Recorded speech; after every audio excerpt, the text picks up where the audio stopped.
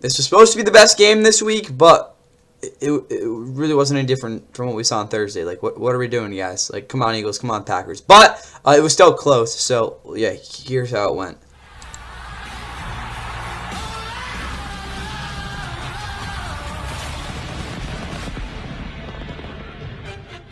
Six have been runs.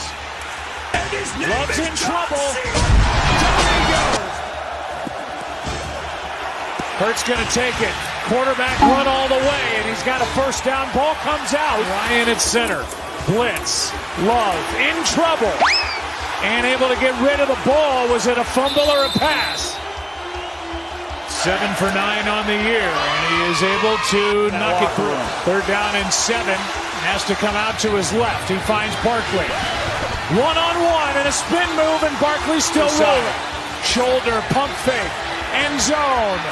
It is caught for the touchdown. Devontae Smith. They have to try to settle for 3.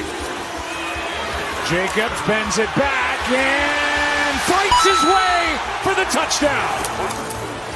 It's Jacobs. Flag flies. Jacobs is brought down, and the ball was out. Hurts, airs it out. A.J. Brown, it is broken up. And the Manis, here we go. Snap was low and the kick no chance. And this game belongs to Philadelphia.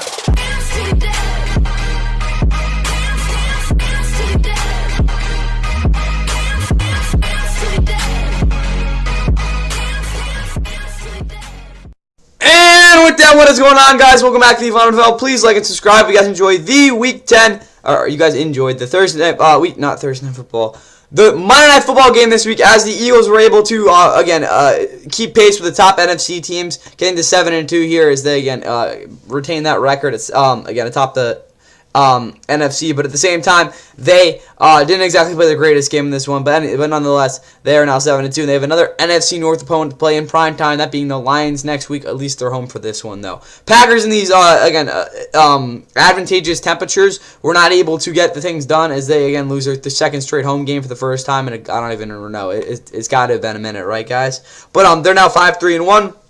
They have some things to figure out, and they will have a shot to do that next week because they have the Giants on the road, which isn't the worst to have by any means. For the Eagles, though, a lot of things I saw in this game were very, very defensive. Positives, obviously, considering the game was freaking 10-7. It doesn't take a rocket scientist to figure that out. For this defense, though, obviously, where is he? I can't find Jalen Phillips, but he balled out. 6 tackles, 5 pressures, at least 2 tackles for loss. He was a massive part of this defense's really ability to get downhill in this game. Nakobe Dean played great. He was awesome in coverage. Also had a sack. Zach Bond continues to be an elite player the past couple weeks, as again he had kind of a little bit of a rough start to the year. Nolan Smith had a nice sack. Other than that, though, again, realistically, their entire secondary was very disciplined. I wouldn't say there was any sort of outstanding performances from anyone out there, but a guy like Quinyon Mitchell, obviously in man against Skylar Christian Watson, other than a couple plays, really did a good job there. But honestly, guys, this defense was the vocal point of this entire game. They made a lot of plays. It was very, very hard for the Packers to move the ball on a consistent basis, and the fact, again, they didn't give any big plays was a major reason why.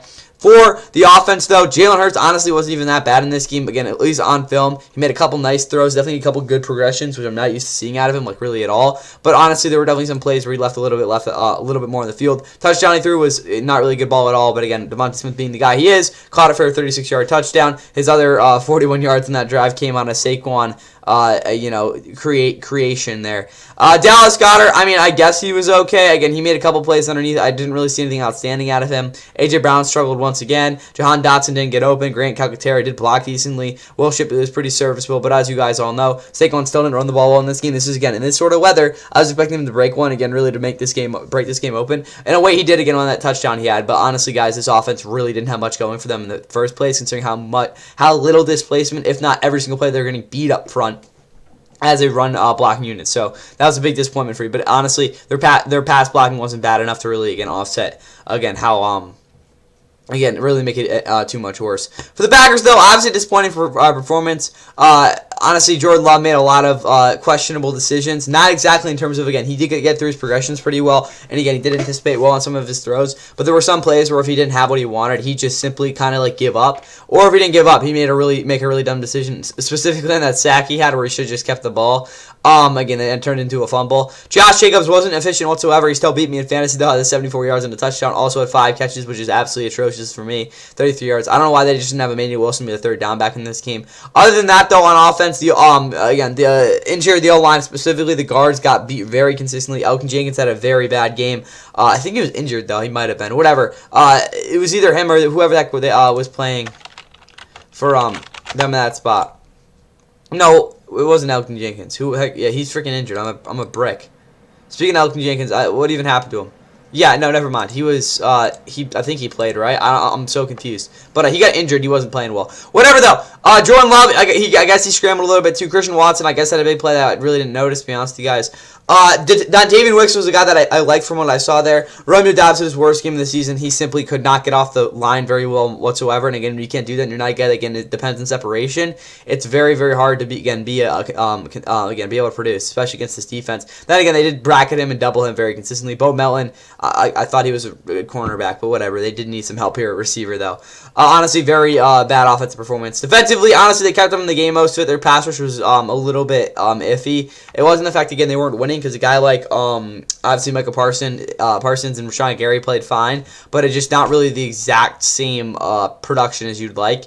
Obviously, Carrington Valentine in the secondary was a little bit of a mystery, but it wasn't the end of the world. Both linebackers played pretty well. Quay Walker continues to have a pretty solid season. Evan Williams and Xavier McKinney, again, they weren't as good as they were last week, but still did do a decent job. Again, with all that said, though, again, the Eagles did outgain them. They controlled the clock better. To be honest with you guys, again, the 2 fumbles lost by the Packers in those 2 very bizarre plays. And again, the fumble by Jalen Hurts really were, again, would offset these offenses a lot. But at the end of the day, Packers weren't good enough when they needed to be. Also, the Eagles were definitely a lot more explosive, even though they only had 3 plays of 20-plus yards. But still, you get the point there.